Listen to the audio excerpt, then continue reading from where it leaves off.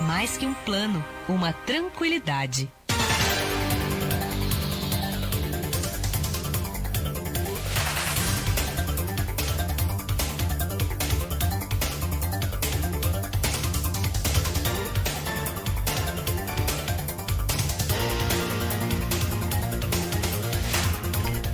Bom, 7 horas, perdão, 48 minutos, vamos seguindo. Arnaldo, vamos fazer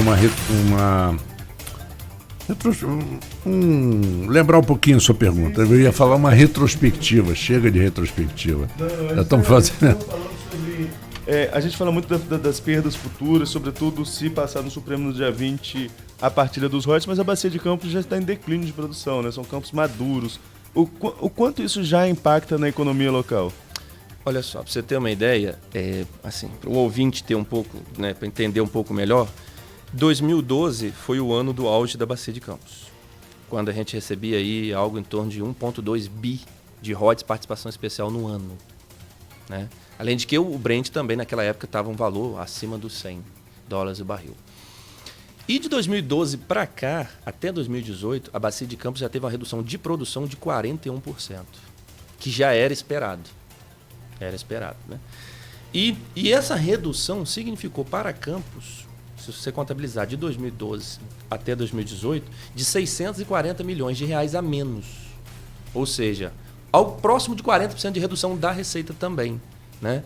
Então, esses campos maduros tendem a declinar realmente. Alguns tendem a fechar, porém alguns, poucos, que são campos de grande produção, tipo Marlim, Roncador, Albacora, a Petrobras, ela quer fazer uma revitalização. E o resultado dessa revitalização, que seria a recuperação, usar novas tecnologias para recuperar mais do petróleo que está no subsolo, teria como resultado lá o ano de 2023, 2024, que se você observar no site da ANP, é quando as previsões tendem a aumentar um pouco em relação a hoje. Claro que elas não vão voltar ao cenário de 2012, mais, né? A não ser que a gente tenha um Brent aí a $150 o barril, que é praticamente impensável isso hoje. Mas aí outras coisas vão aumentar também. Com certeza, isso aí é global, né? Isso é global, mercado global. Então, essa redução, ela é contínua. Essa revitalização, ela é importante que ela aconteça, porque a Bacia de Campos, né, segundo até a presidência, o diretor-geral da Bacia de Campos, ele disse que a bacia ainda tem produção até 2040, né? Então, a Petrobras realmente precisa fazer essa revitalização desses campos, porque hoje no Brasil, na Bacia de Campos, nós temos uma coisa chamada fator de recuperação, que é quanto do petróleo que se retira que está lá embaixo. Na Bacia de Campos hoje está em torno de 20% a 25%, ou seja, 75% do petróleo ainda fica lá embaixo. Se você observar na Noruega, a gente tem um fator de recuperação em alguns campos que chega a quase 70% do que está lá embaixo. Então, seria importante uma parceria, né, entre a Petrobras e essas empresas que detêm essa tecnologia, né, um pouco melhor de recuperação. O Brasil não tem tecnologia para explorar campo maduro, nem para descomissionamento. Isso, até porque, por exemplo, a Petrobras, o foco dela agora, até porque não é campo maduro. Ela está no, né? Ela no pré-sal. Por quê? Ela está precisando se capitalizar para poder investir mais ainda no pré-sal, porque a rentabilidade e a produção é muito maior. Então, mesmo que ela não faça isso, que ela não faça esse investimento somente nos campos de grande produção, é importante que a ANP faça com que ela ceda esses campos menores, porque tem empresas menores especializadas em explorar esses campos maduros, que para ela é rentável, ela tem um custo menor do que o custo que a Petrobras tem. Então, se você analisar o portfólio da Petrobras, então não é interessante para ela continuar com esses campos, uma vez que ela precisa se capitalizar e ter uma rentabilidade maior no pré-sal. Então, é importante que a Petrobras passe esses campos para empresas menores. Ela já tem feito isso, mas muito lentamente. Recentemente teve algum campo na Bacia de Campos, acho que umas 2 semanas, que fechou um negócio. Né? Mais 2 semanas. Existe algum envolvimento político nessa transferência para outras empresas? Olha, normalmente você acredita nisso? ocorre... Porque tem sempre essas coisas. Não pode deixar empresas estrangeiras. Tem um discurso meio retrógrado em relação a isso. Tem aquela questão do discurso que é importante que fique somente com a Petrobras, né, essa exploração, que não dê entrada a novas empresas, né? Mas aí isso é uma análise só, vamos dizer assim, a nível nacional. Se você olhar o mercado como um todo, o mercado é global, tem várias empresas de exploração, né? Então, se a Petrobras não está em condições de explorar, E a gente também tem aí a questão das energias renováveis, né? Começando, claro que isso vai demorar um pouco ainda. Então, se tem novas empresas para explorar e o momento é agora, né? Por que não, né, abrir um pouco? Claro que o conteúdo local que a gente fala, que é a questão, né, da mão de obra local, é importante. Né? Tem que ser dado, né, uma devida importância a essa questão.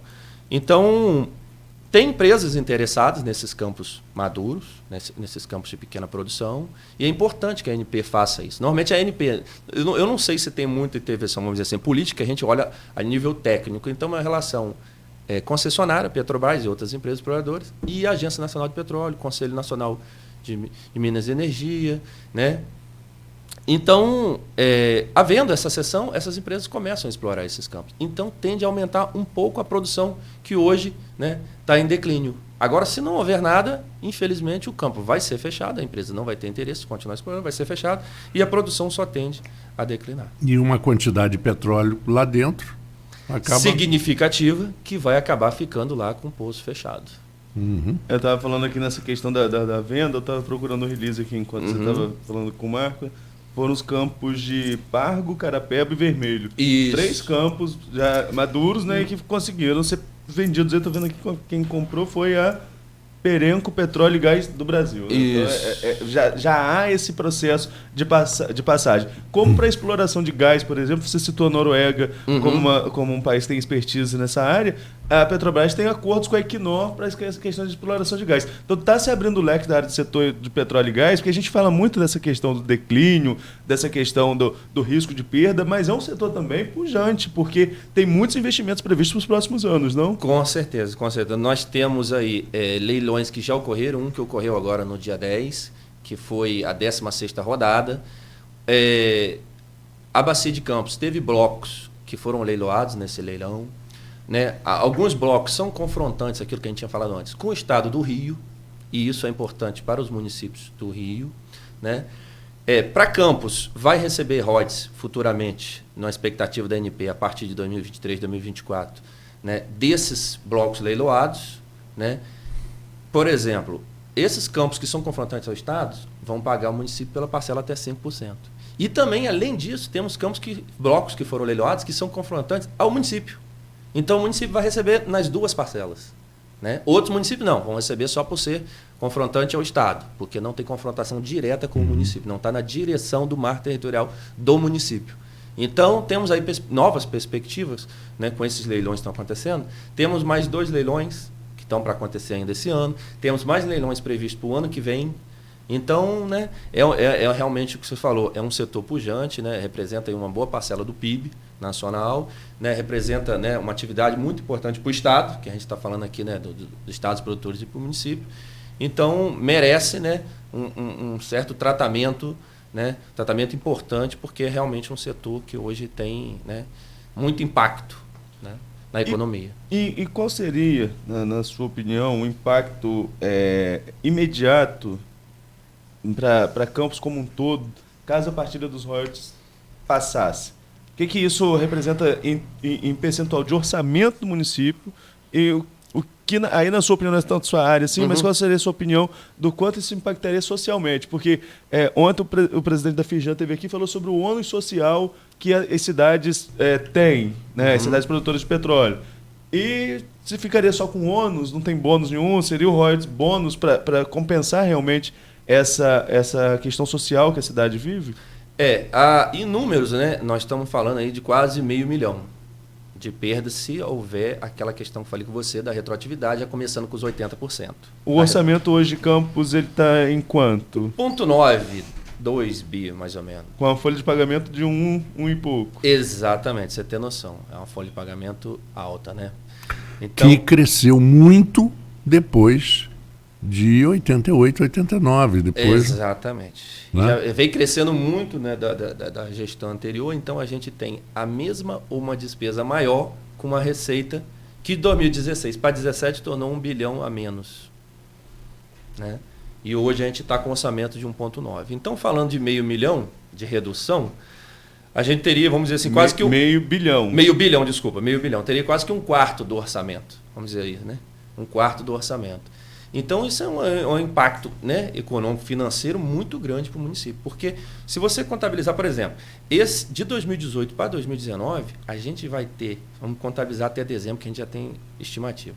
A gente hoje está com uma perda aí de 140 milhões em royalties, participação especial, já de janeiro a outubro de 2018, comparando com 2019. Isso vai fechar nos 200 milhões, mais ou menos, de perdas. A PE, que deve entrar agora dia 10, já tem uma expectativa de redução, né? E os royalties também de novembro e dezembro. Então, estaria na casa dos 200 milhões. Então, você contabilizar a perda que ocorre normalmente por conta do Brent e por conta da queda da produção, a perda que pode ocorrer por conta da partilha, né? E se não houver essa questão da retroatividade que a gente fala, a perda seria de 35% a 40% da receita. Seria uma perda menor, porém ainda significativa, né? Então, eu acho que o impacto social também vai ser muito grande, porque o prefeito, né, tem feito ajustes, né, diariamente, e esses ajustes vão ter que se intensificar ainda mais, né? Então, podem vir, acredito eu, né, não sei, talvez corte em alguns serviços, a diminuição da folha de pagamento, porque ele vai ter que fazer esses ajustes. Não tem alternativa. Não tem alternativa. Se não fizer, cai na lei de responsabilidade. Com certeza. A gente já havia reduzido um pouco essa questão da lei de responsabilidade fiscal, né? O limite máximo, a gente já havia reduzido. Mas com essa redução da receita se torna bem complicado. Se já está complicado gerir o município hoje com a receita que a gente tem, que é menor do que antes, imagine com essa perda. Então, o impacto, não podemos dizer que não vai haver impacto. Com certeza, teremos um impacto muito grande na cidade. Na verdade, o impacto já existe, né? Claro, já existe. Já existe. Exatamente. É como, eu acho que foi o prefeito que falou isso, a situação já está ruim, ela vai piorar. E a gente vê e a gente tem falado isso diariamente. No comércio, né? Porque aqui eu acredito que a cidade vive basicamente aí do setor público, do comércio, né? Um pouco de turismo, hotelaria. Então, esse reflexo vai ser muito grande. Não sei se a sociedade ainda está totalmente inteirada do que pode acontecer no dia 20 de novembro. Eu acho que muita gente não caiu a ficha. Não caiu a ficha ainda. Então, responsabilidade, com certeza, da Aliás, gestão, é um mal nosso, né, Arnaldo? É um mal assim, de muita gente.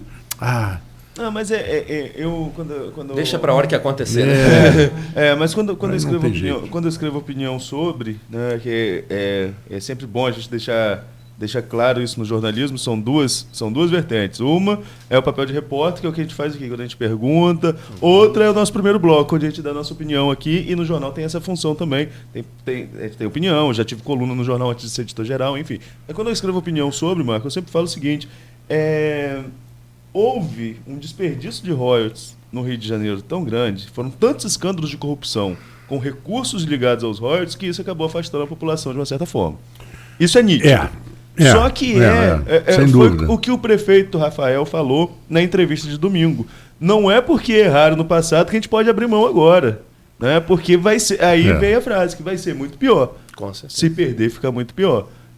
Como o Douglas colocou aqui, o Diogo colocou aqui, é um quarto do orçamento, é um impacto tanto numa cidade que, como a gente colocou aqui no primeiro bloco, tem problemas na saúde, que está aí com a questão dos hospitais contratualizados, já vai ter que repactuar, enfim, são várias consequências. Eu vou trazer aqui uma pergunta do nosso ouvinte Renato Carvalho de Oliveira. Nesse período, desde o início do processo da partilha, lá em 2012, né, que foi aprovado em 2012, vetado, caiu o veto, enfim, aquele trâmite todo, foi para 2013. Qual foi o plano da Prefeitura de Campos, se você conhece, qual foi o plano da Prefeitura de Campos para salvaguardar dessa possível redução da arrecadação? Procurei na internet e não achei nada implementado, como uma superpoupança ou um grande incentivo ao setor econômico. Deveria ter ou não? Com certeza. Qual o nome dele? Renato Carvalho de Oliveira. Renato, com certeza deveria ter havido essa preocupação, né? Porque, por exemplo, lá desde o início de 2012, 2013, realmente em 2012, por coincidência, 2012 era quando a gente estava recebendo os nossos maiores valores aí de orçamento em 3. E que abriu o olho e a inveja de... Exatamente, que a gente estava aí com orçamento na casa de 3,2 bi, mais ou menos. Então, a gente estava recebendo 1,2, 1,3 bi de participações. Então, deveria ter havido uma preocupação que hoje eu vejo, por exemplo, que fizeram Maricá, Niterói e o Estado do Espírito Santo de fazer um fundo público para momentos de emergência com parte dessas receitas dos royalties das participações especiais. Se houvesse sido feito isso de 2012 até 2016, no período de abonância de recursos, você já teria um fundo que hoje poderia realmente ser utilizado nesses casos de emergência, que é, num caso talvez de redução de produção e de declínio do Brent, mas também num caso de partilha. Poderia ter se pensado nisso daí. Que realmente assim, é realmente um dever de casa, eu acho que de todo município que recebe um recurso que varia muito. Variável e finito. E finito, com certeza. Então, eu acho que é um dever do município. Só que de 2017 para cá, a gente já começou a ter uma redução grande de receita. Então, eu acredito que deve ter sido difícil, né, pensar, né, nesse fundo muito próximo, muito recentemente. Poderia ter sido pensado, claro que isso é importante sempre se pensar, porque é importante ter esse fundo, porque isso realmente pode acontecer. Então agora a gente já está com essa questão da partilha, então torna-se mais sério ainda. Mas se provavelmente tivesse pensado isso de 2012 para cá, né, hoje provavelmente a gente teria um fundo aí com alguns bilhões. O grande problema que muita gente enxerga e comenta é que parece que os governantes, e eu falo genericamente, né, tem aquela vontade, aquele desejo de deixar sua marca. Senão, vou deixar minha marca. É uma coisa para pessoal, né? Pessoal, vou deixar a marca. Então, vou construir uma coisa para ser lembrado por 50 anos que foi o fulano de tal que fez. Aí, asfalta praia. Asfalta praia. A gente está falando muito sobre Maricá. Maricá, daqui a pouco. Está falando isso. Vou asfaltar a praia, porque a areia é muito chato. Vou ladrilhar. Fazer tipo uma piscina. Pega a Praça São Salvador, que era linda, faz granito em tudo. Calçadão de porcelanato do Rio das Ostras. Calçadão de porcelanato, né? Arcos. Geniais. CEPOP, eu acredito que o CEPOP é o maior exemplo do porque esse aí, se a gente contar daqui a 50 anos para os netos, eles vão dizer que a gente poxa, vovô é mentiroso, né? Se tiver, com certeza vão ter acesso a isso, vão falar, não, foram totalmente irresponsáveis, só pode. Exatamente. Nessa mesa de jornalista da Firjan na segunda-feira, eu fui a Patrícia Daldegan, que estava aqui ontem, que é assessora da Firjan, estava lá também. A gente contou sobre o CEPOP, o pessoal riu. A reação de quem é de fora, falar que Campos tem um sambódromo e não tem nem carnaval. Tá certo que a questão do carnaval vem se desgastando mais agora no governo Rafael, mas o Carnaval de Campos vem declinando há muito tempo, e se gasta 100 milhões numa obra daquele tamanho. Desde 2013, que eu estou mais constantemente em Campos, agora, de uns anos para cá, morando definitivamente, mas 2013 eu me lembro, até antes um pouco, que eu vinha constantemente, o carnaval que eu vi foram algumas escolas do Rio de Janeiro que vieram aqui desfilar. Que vieram aqui desfilar. Né? E eu vejo, por exemplo, que o CEPOP poderia ser usado por algumas coisas interessantes e não é. Não é.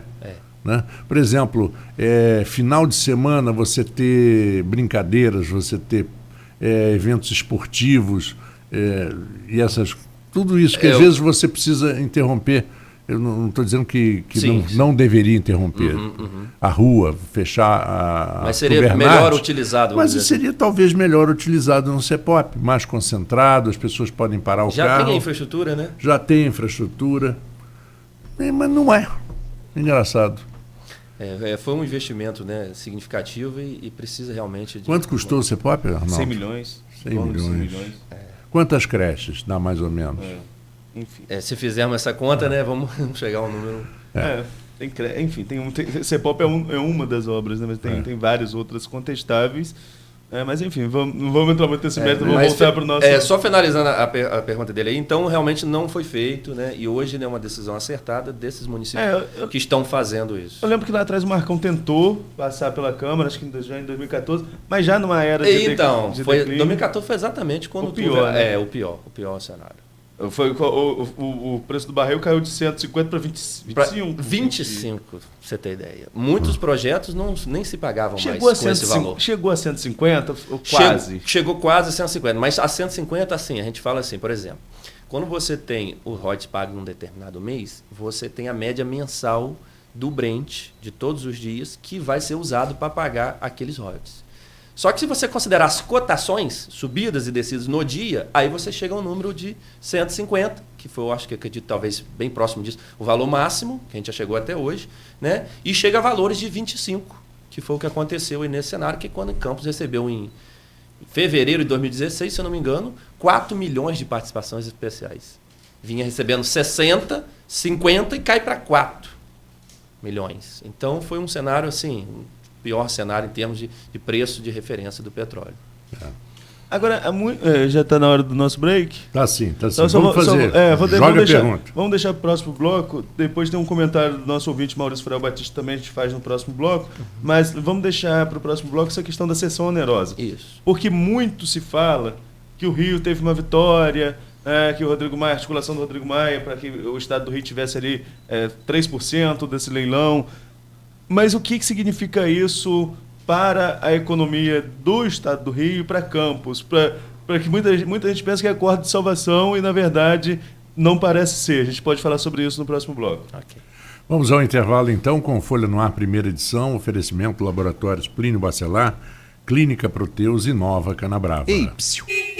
Você conhece